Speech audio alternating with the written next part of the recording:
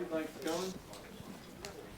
Just a couple of reminders. The baseball press box is available for you to work when you're done here. We'll have some players available on the second floor as usual. When you leave here, you're welcome to go up there. There is a viewing period later. I think you've got some emails on that. There's no video or photo today. And also a reminder, no live streaming on this media session. Okay. Thanks, Claude. I'd open with a big congratulations to Richard Seymour, who I had the great fortune of playing with here, and will be going into the NFL Hall of Fame, I guess at the end of the week or sometime soon. He's been a just incredible representative of our university. It's a great player here and a teammate.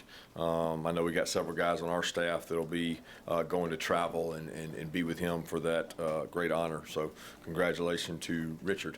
Our guys are ready to grind. It used to be a time when you didn't do anything over the summer, or you had a long break over the summer, or you might have a week off, but that's really not the way it is now. It's continuous. I talked to our guys last night about separating summer, or what you would call mini camp, or what you would call summer practices, and training camp.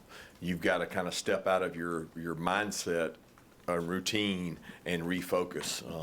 Talked about some of the guys I talked to in the NFL currently and what they do, and try to transition our brain from one stage to the next stage. And we kind of talk about locking in and locking out.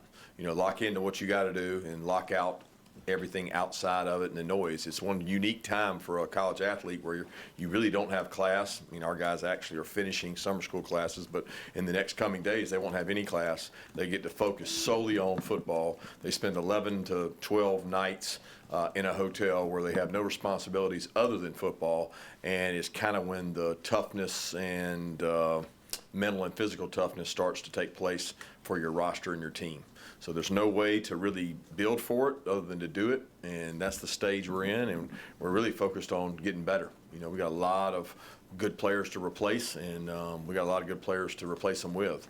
So it's about getting the right guys on the bus and getting the guys in the right seats, just like it is every year. But I'm excited to get out there and get to work with them. Today will be our first time on the field, putting on helmets and getting after it together. I don't have an injury list to go through, but obviously you guys will want to ask questions, and I'll answer everything I can from an injury standpoint. So open it up for questions. If you have a question, raise your hand and we'll get a floor microphone to you, please. Hands up.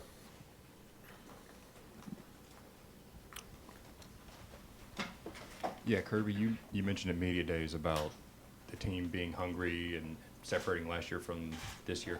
I was wondering how specifically you've seen that on the defense with replacing so many guys that went in the draft last year. Yeah, the defense is really both sides of the ball, and special teams has been hungry up to this point. You know, we only spend a limited amount of time with them over the summer and the last couple of weeks, but a lot of excited guys.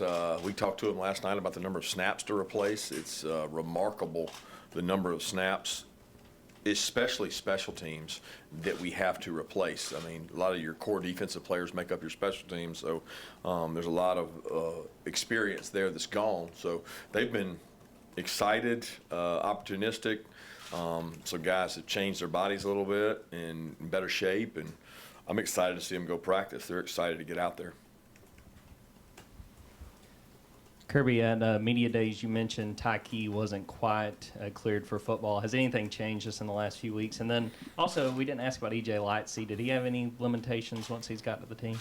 Yeah, EJ's been dealing with a little bit of a knee issue, not related to anything before he got here, just from being here. But he's cleared. He's working with us now. He's missed some summer training and conditioning time, but he's with us now and cleared to go. Tyke's out there repping, doing things. I wouldn't say he's 100%, but he's doing everything we've asked him to do, and may not be completely cleared for live tackle just yet. That'll be up to Ron and how comfortable he feels with or without his brace. It's gaining confidence in those things, but he's doing all the drills without limitation. But with every ACL, just because you're doing it without limitation doesn't put you where you were.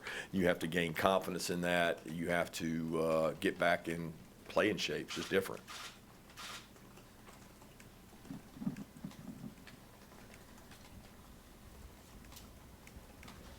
Kirby, noticed that Malachi Starks was listed as an athlete on the roster. Haven't seen that before. Do you all have intentions of trying him out on both sides of the ball this fall? No.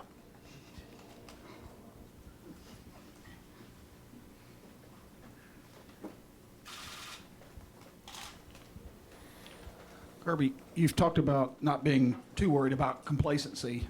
That's obviously something a lot of coaches worry about coming off a championship. Why is that not a concern for you, or has it seemed to be a concern? And do you have you done anything different to try to kind of guard against it? I don't worry about it because we don't have a reason to be complacent. I mean, I've been on national championship teams that won it all that I was concerned about complacency because there's a lot of them back. We don't really have that problem. So it's not a problem inherent to us in terms of complacency. Okay, I worry about complacency every year for a guy that started and played for 2 years, but that was regardless of the record. Like, it didn't matter if you won 8 games, 10 games, 12 games, or 15 games. You worry about a guy being comfortable that has started multiple years and can he grow. So a lot of that's intrinsic within him of how good does he want to be? How great does he want to be? Does he want to continue to grow, develop? Does he want to improve his opportunity for the NFL? Does he want to be the best he can possibly be? Because I know the guys who haven't played are hungry. We have to keep the guys who have hungry. It has nothing to do with complacency. It's not that whether we win or lose every game this year, it's not going to be because of complacency. It's going to be because of the outcomes and what we did on the grass to make that possible. But it won't be because of complacency. Kirby, you had by the common consensus, when you don't look at the rankings, but for us, your defensive back class was really highly ranked. I know you haven't seen all those guys play yet because it's been summer, but can you tell us a little bit about each one of those guys and kind of what they bring to your class? Yeah, I'm excited. I feel like most of them are not really freshmen because I guess a couple of them were with us in spring. So the 2 safeties, Malachi and Ja'Cory, got a lot of work in the spring, and they still got a long way to go to be a viable option to play this year. You know, I mean, you show me a freshman DB that played in the SEC, I'll show you a guy that gave up plays. All right, that's the common denominator. Now, every now and then you have a guy come along who's just, you know, I think of when Stingley was a freshman. I think of a couple of those guys that had to play as freshmen and they played really big. It happens from time to time, and if you're going to have a guy be an elite player as a freshman, it's usually at a skill position like receiver, running back, or defensive back. I don't foresee one of those guys just coming in and dominating. A lot of the accolades that come with them, they dropped them at the door, and they go to sweating and they go to work. So we're not going to live off high rankings and what people said about them, because there's a lot of good football players out there that you guys didn't rank high or didn't have high. So it goes both ways. We will need those guys to be core special teams players.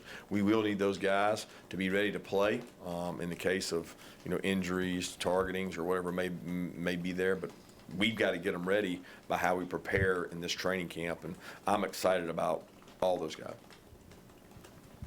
How have guys on the defensive line like Nazir Stackhouse and Jonathan Jefferson kind of progressed over the last couple of years?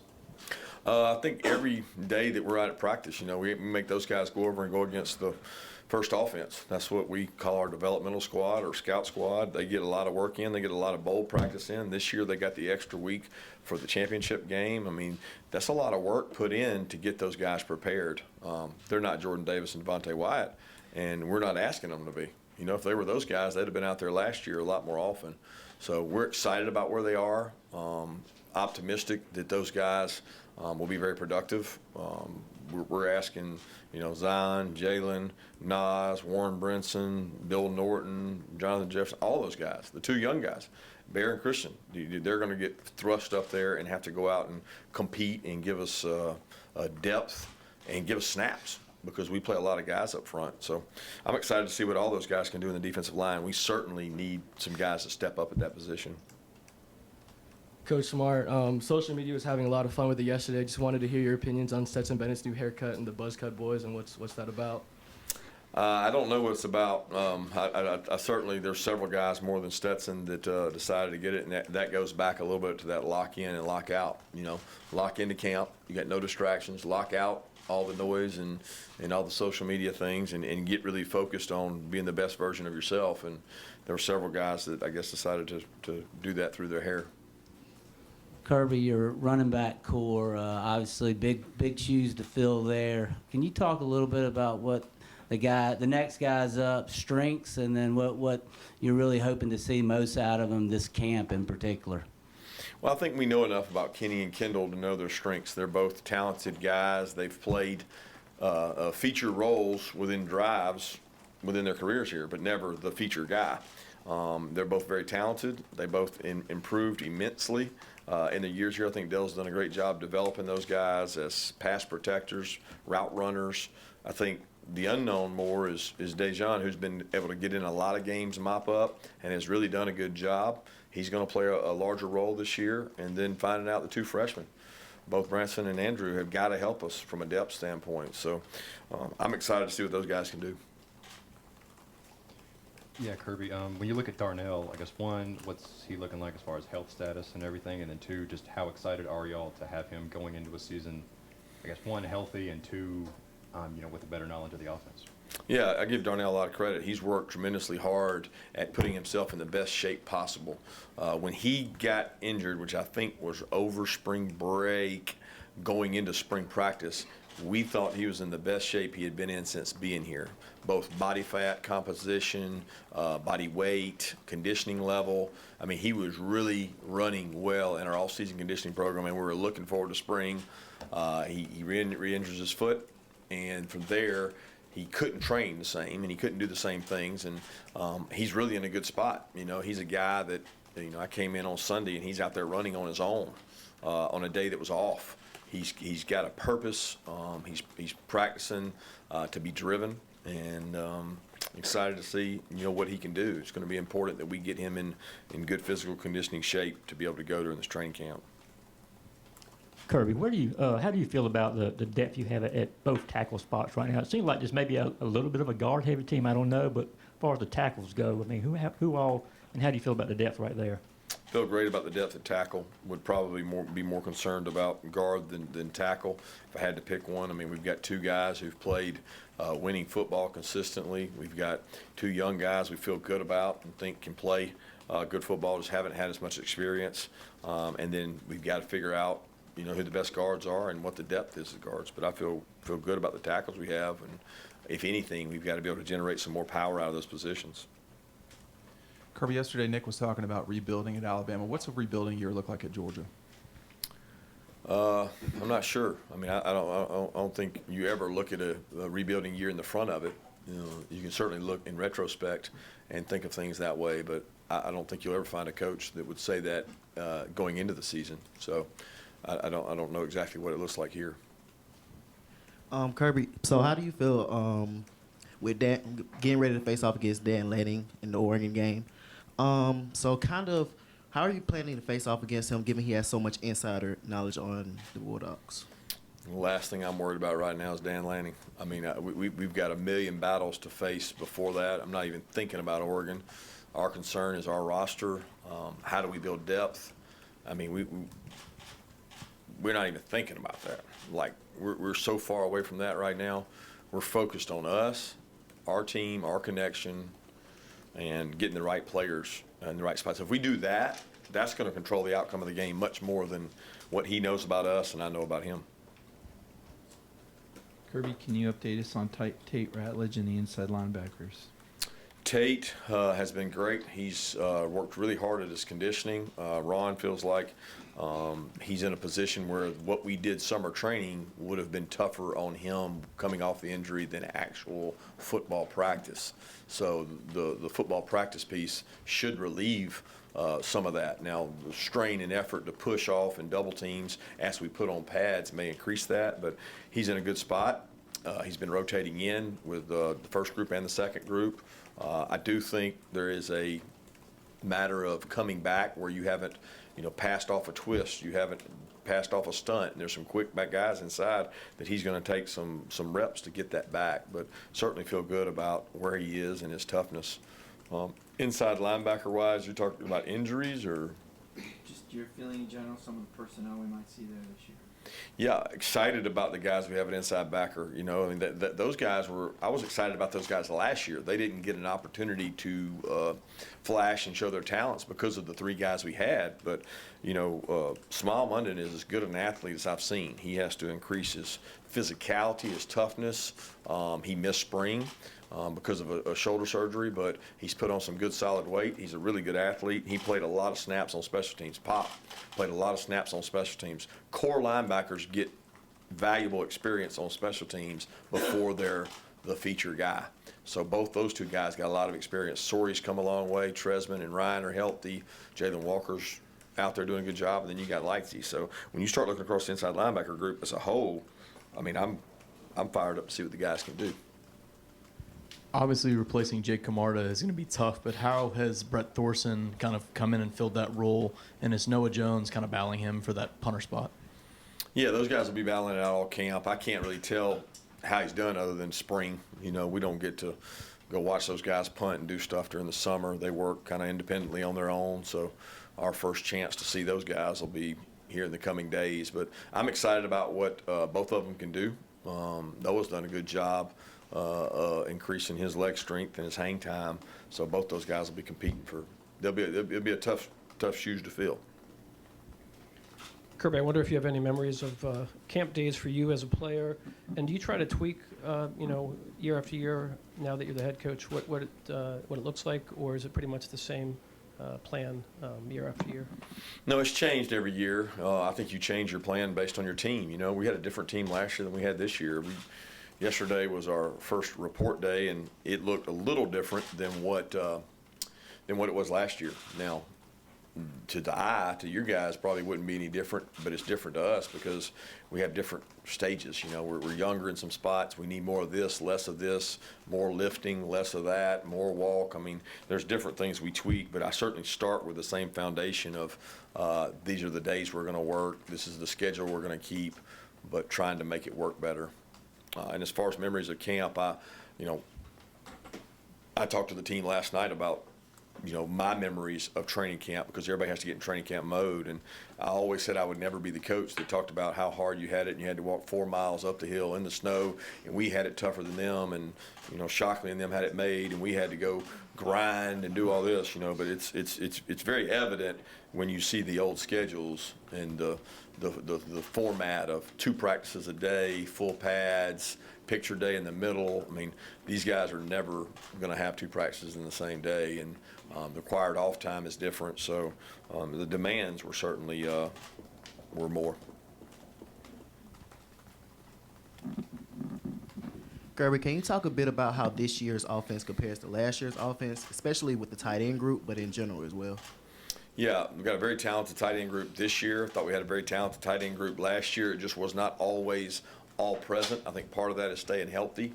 With your quarterback coming back and a lot of the skill positions coming back and a lot of young players coming back, a lot of the offensive line coming back, there's not going to be huge changes. What there's going to be is maybe higher execution, maybe the capacity to handle a little more information and do a little more than we've done in the past, because guys are in the second year and third year, some cases, of doing it. So, we're going to challenge those guys to embrace the thought of doing more and embrace being better at your execution. It's not what play you call, it's how much better you do it than they do it. Chris Smith returns for his 5th year this year. You guys have had consistently strong safety play during your tenure here. How much does having him back help, and who might be playing next to him at that other safety spot with Lewis moving on? Chris has done a great job leading that group. I think he sets the tone each day for the work ethic. He's been a hard worker since he's been here. Tough guy, because he plays bigger than he actually is. So we're very lucky and fortunate to have Chris back to help lead that secondary unit. As far as who will be opposite him, it's a lot of guys are in that mix. Tyke's worked there some, Dan's worked there some.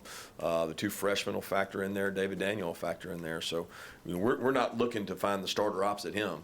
We're looking to find the 4 best safeties we can find. We unfortunately last year couldn't play dime in a lot of situations. We didn't have enough DBs. We don't know what that's going to look like this year in terms of, do we have 6 effective DBs, or are we more talented at the linebacker position that we got to have more linebackers on the field? Let's take 2 more questions. Coach, can you give us one or two strengths of the guys that are going to be battling for your guard spots? You mentioned the guards as an issue, and you've got a lot of guys there. But what if Truss were to win? Why would he do it? If Erickson were to get in there, why be the starter? Why would it work out for him? Can you kind of give us their strengths? Yeah, the why would be based on how they practice, you know. So I think that's hard because going into fall camp, training camp, they might have strengths in the eyes. One guy may be better at pass pro. One guy may be more powerful. One guy may be more intelligent. One guy may be more dependable because he's there every day and he's able to practice every day and he's not out for injury. But we're going to base the decision on how they practice, and I don't have that body of work to say what that is. But the guys will roll in there. Warren Erickson will be in there. Tate will be in there. Truss will be in there. Willick will be in there. Fairchild will be in there. I mean, all these guys are factors in there to compete for this job. And we want the best one to win out, but at the end of the day, we're going to have guys. Micah is another guy that's going to be in there competing for it. So there's a lot of guys that have played some football, but guard's a unique position because it's different than tackle. You can get attacked from all angles. You got to play with power. You got to play against the best defensive tackles in the country who line up across from you. The Jordan Davises and Devontaes are in our league, so you got to be able to withstand their pressure and them pushing the pocket. So you got to be able to generate power, and you got to be able to communicate outwardly to your tackle. So the factors that go into playing guard for us are endless, and we're going to figure out who the best guys are based on practices. Kirby, after G-Day, we talked to Kyrus, and he was really open, talking about he felt like he had untapped potential, that he hadn't been the Kyrus Jackson he felt like he could be at Georgia. Just what have you seen since then through the summer, getting ready for fall camp from Kyrus? Kyrus is a leader. He represents our university the right way. He's on part of so many committees and boards, and he seems like he's been here forever. So I really appreciate what he's done in that regard. He's been a team player. He's got to continue to improve. He knows the competition to create value is, you know, he's also competing with the tight ends because when he's on the field, one of them's not. So for him, it's very important that he knows his role, he understands his role, and he creates value in the way he plays, whether it's special teams or at wide receiver. Yeah.